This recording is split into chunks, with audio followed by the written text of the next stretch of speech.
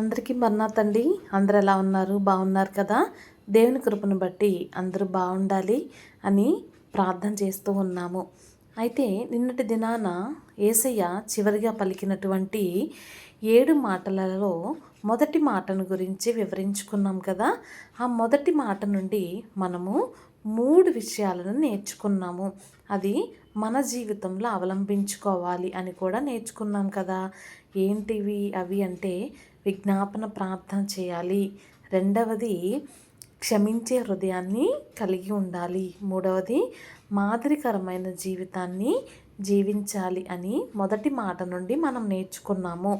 ఈ యొక్క రెండవ మాట అనేది యేసయ్య ఎవరిని గురించి పలికారు, ఎవరు ఈ యొక్క మాటలో నిలబడి ఉన్నారు అనే విషయాలు, ఈ మాట ద్వారా మనం ఏమైతే నేర్చుకుంటున్నామో అనేవి ఈరోజు ఈ మాట ద్వారా నేర్చుకుందాము. ఈ యొక్క రెండవ మాట అనేది లూకాసు వార్త 23వ అధ్యాయము 43వ వచనంలో మనం చూసినట్లయితే, అందుకు ఆయన వానితో, నేడు నీవు నాతో కూడా పరదేశంలో ఉందువని నిశ్చయముగా నీతో చెప్పుచున్నాను అనెను. ఇక్కడ ఎవరితో చెప్తున్నారంట?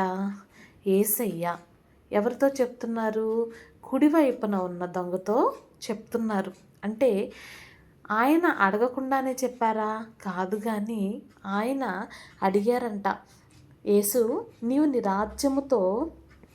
రాజ్యంలోనికి వచ్చినప్పుడు నన్ను జ్ఞాపకము చేసుకొనుము అని అడిగారు. ఇక్కడ ఈరోజు మనము 3 విషయాలని మనం నేర్చుకుందాం. ఏంటి ఆ 3 విషయాలు అనేది చూద్దాం. మనం చదువుకుంటున్నప్పుడు మనకు చాలా సులువుగా ఉండొచ్చు, కానీ అక్కడ జరిగినటువంటి సందర్భాన్ని మనం ఆలోచన చేస్తే మనం జీవితానికి కావలసినటువంటి పాఠాలని నేర్చుకోవచ్చు అన్నమాట. ఇక్కడ యేసు ప్రభు ఒక వ్యక్తితో మాట్లాడుతూ ఉన్నారు. ఏమంటున్నారు? నిశ్చయముగా అంటున్నారు. అంటే నిశ్చయముగా అంటే ఎటువంటి డౌట్ అనేది లేకుండా. ఆ యొక్క యేసు ప్రభువారు అంతకు ముందు వరకు ఆ యొక్క శిక్షావిధి భరిస్తూ ఉన్నప్పటికీ కూడా ఇద్దరు బందిపోటు దొంగల చేత ఏం చేయబడుతున్నారంటే దూషింపబడుతూ ఉన్నారు. అంటే ఇక్కడ కుడివైపున ఉన్న దొంగ దూషిస్తున్నాడు, ఎడమవైపు ఉన్న దొంగ కూడా యేసు ప్రభువుని దూషిస్తూనే ఉన్నారంట. ఇది మనం ఎక్కడ చూస్తామంటే మత్తయి సువార్తలో మనం చూస్తాం. అక్కడ చూడండి, లూకాసు వార్తలో 39వ వచనములో, వేలాడవేయబడిన ఆయన నేరస్తులలో ఒకడు ఆయనను దూషించుచు. ఎవరిని దూషిస్తున్నాడంట? యేసయ్యని దూషిస్తూ ఉన్నారు. ఇది ఎంత గొప్ప శిక్ష అండి చెప్పండి.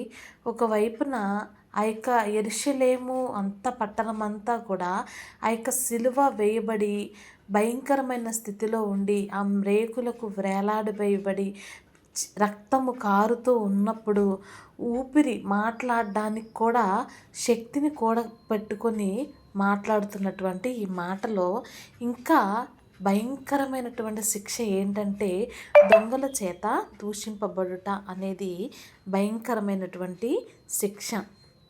అక్కడ ఆయన ఏం చెప్తున్నారు? నిన్ను నీవు రక్షించుకొనుము, మమ్మును కూడా రక్షించమని చెప్పాను. అక్కడ ఒక దొంగ ఏం చెప్తున్నాడు? ఇది ఈ మాటను మనం చదువుకుంటున్నప్పుడు బాగానే ఉంది కదా, ఇందులో ఏముంది? నువ్వు దేవుడివే కదా, నీవు క్రీస్తువు కదా, నువ్వు రక్షించుకో, అలాగే నువ్వు రక్షించుకొని మమ్మల్ని కూడా రక్షించు. ఈ మాటను మనం ఒక కోణంలో ఆలోచిస్తే ఇందులో పెద్ద తప్పే ఉంది అని అనుకుంటాం. కానీ అయితే ఇంకొక రెండో వాడు ఏం చెప్తున్నాడు? వానిని గద్దిస్తున్నాడు. నీవు అదే శిక్షా విధిలో ఉన్నావు కనుక దేవునికి భయపడవా? మనకైతే ఇది న్యాయమే. ఎందుకని? అతనిలో ఒక గ్రహింపు అనేది వచ్చింది. ఇద్దరు బందిపోటు దొంగలు ఒకే విధమైనటువంటి పనులు చేసి ఒకే విధమైన శిక్షను అనుభవిస్తున్న ఇద్దరు బందిపోటు దొంగలలో ఒక వ్యక్తి ఆలోచన అనేది ఒకలాగా ఉంది, ఇంకొక వ్యక్తి ఆలోచన విధానం అనేది ఇంకొక లాగా ఉంది.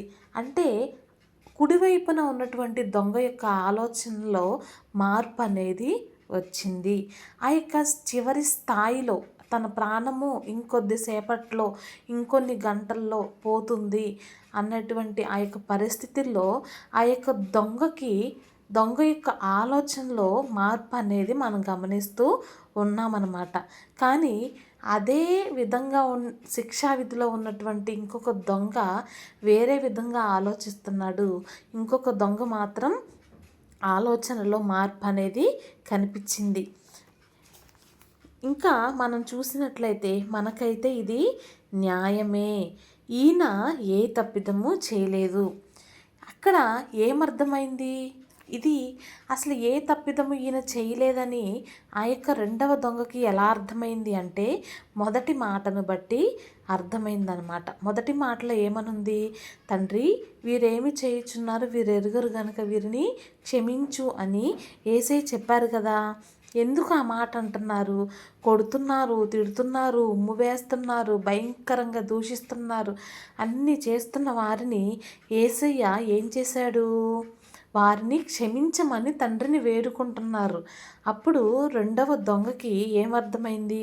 ఈయన నిజముగా దేవుని కుమారుడే కాబట్టి మనము ఇంకా మారాలి అని చెప్పి ఆయనలో ఒక మార్పు, ఆయన ఆలోచనలో మార్పు వచ్చింది. ఆయన పశ్చాత్తాపడ్డాడు.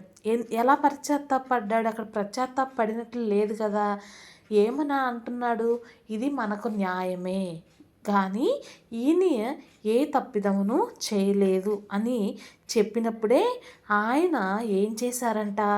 పశ్చాత్తాపం అనేది ఆ యొక్క హృదయం అనేది ఎవరు చూశారు? యేసయ్య చూసిన వారై ఉన్నారు. ఇంకా నోరు తెరిచి యేసయ్యని అడుగుతున్నాడు. ఏమని అడుగుతున్నాడు చూడండి. ఆయనను చూచి యేసు, నీవు నీ రాజ్యంలోనికి వచ్చినప్పుడు నన్ను జ్ఞాపకము చేసుకొనమనెను. ఇలాంటి అంటే ఫస్ట్ ఈ రెండవ దొంగలో ఏం కనిపించింది? ఆయన యొక్క ఆలోచనలో మార్పు అనేది మొదలైంది. ఆ యొక్క గ్రహింపు, మన యొక్క స్థితి ఆయన యొక్క స్థితికి ఆయనకి ఏం కలిగిందంటే ఒక గ్రహింపు అనేది కలిగింది. రెండు పశ్చాత్తాపడ్డాడు.